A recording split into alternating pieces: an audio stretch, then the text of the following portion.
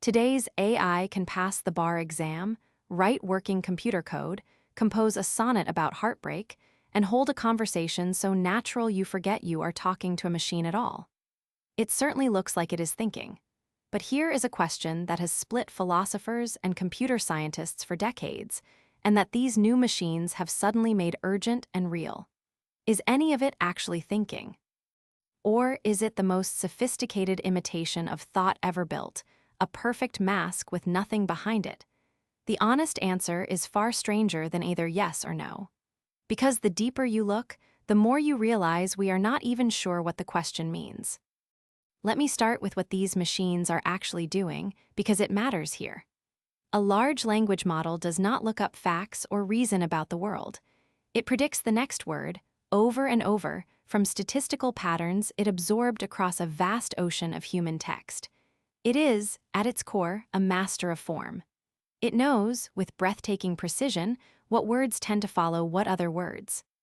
The whole question is whether mastering the form of language, the syntax, the surface, ever amounts to grasping its meaning, the content underneath. Can you learn to use every word perfectly without ever understanding a single one? In 1980, the philosopher John Searle built a thought experiment to argue that the answer is no, and it is still the sharpest tool we have for thinking about this.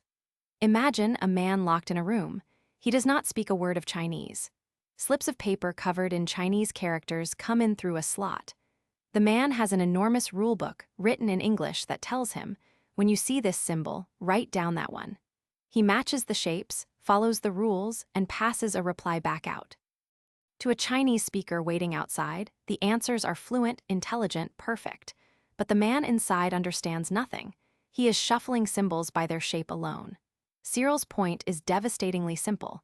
The man is doing exactly what a computer does, manipulating symbols according to rules, with no understanding whatsoever. And if the man does not understand Chinese, then neither does the machine.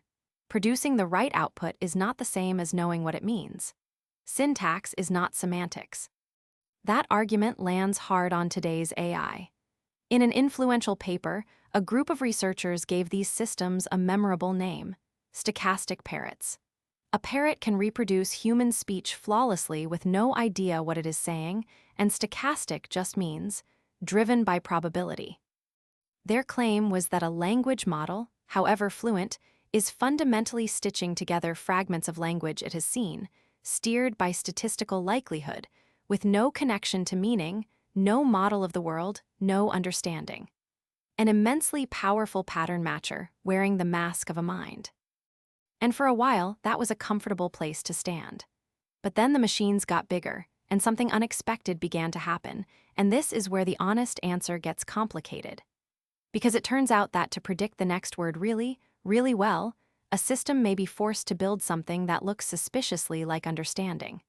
Here is a striking example. Researchers trained a model to do nothing but predict the next move in the board game Othello, feeding it only lists of moves. It was never told the rules, never shown a board. And when they looked inside it, they found that the model had built, entirely on its own, an internal map of the board, tracking where every piece sat. It had constructed a model of a world it had never seen, purely as a side effect of getting good at prediction. And Othello is not a fluke. When researchers probe inside these systems, they keep finding internal structure that no one put there. Representations that appear to track whether a statement is true or false. Little maps of space and time. A running sense of a character's mood through a story. None of it was programmed in. It formed on its own, because to predict human language about a world, it apparently helps to build a rough model of that world. And that is a deeply uncomfortable finding for the parrot camp, because a parrot does not need a map of the board to squawk. This is exactly the swamp Alan Turing tried to avoid back in 1950. Asked whether machines can think, he essentially said the question was too vague to be useful and proposed a test instead. If you can converse with a machine and cannot tell it apart from a human, then for all practical purposes, treat it as thinking. Today's best models arguably pass that test in casual conversation. But notice what that does. It does not answer the question. It dodges it. It says, let us judge by behavior, because the inside is unknowable. And that points straight at the real heart of the matter. Here is the catch, and it is the part that should genuinely unsettle you.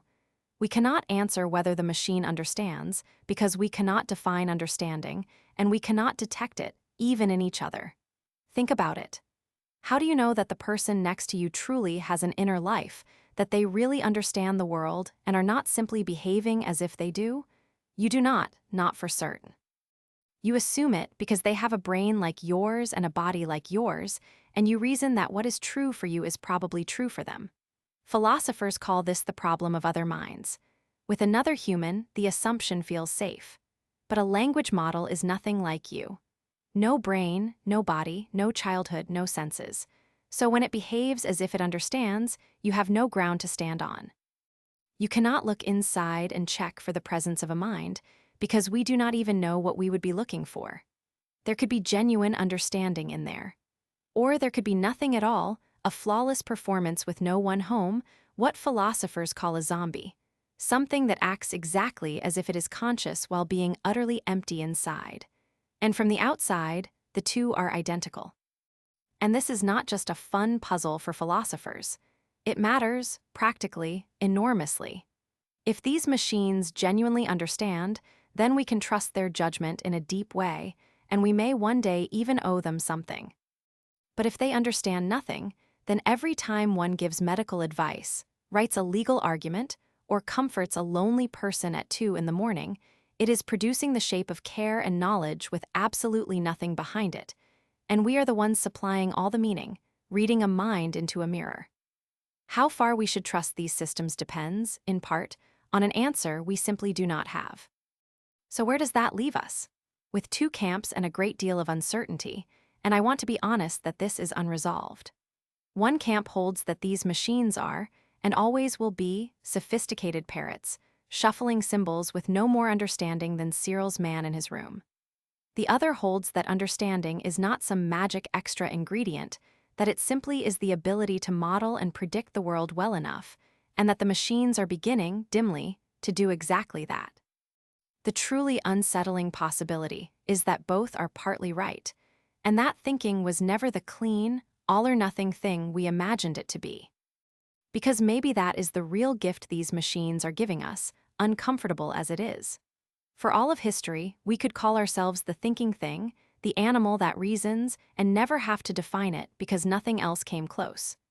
Now something does come close enough to pass the test while very possibly understanding nothing, and it is holding up a mirror. It is forcing us to admit that we do not actually know what thinking is. We never did. We just knew it when we saw it, because we had only ever seen it in ourselves. So, can a machine actually think? The science is real. These systems predict, and at scale they build internal models of the world that we did not expect and do not fully understand.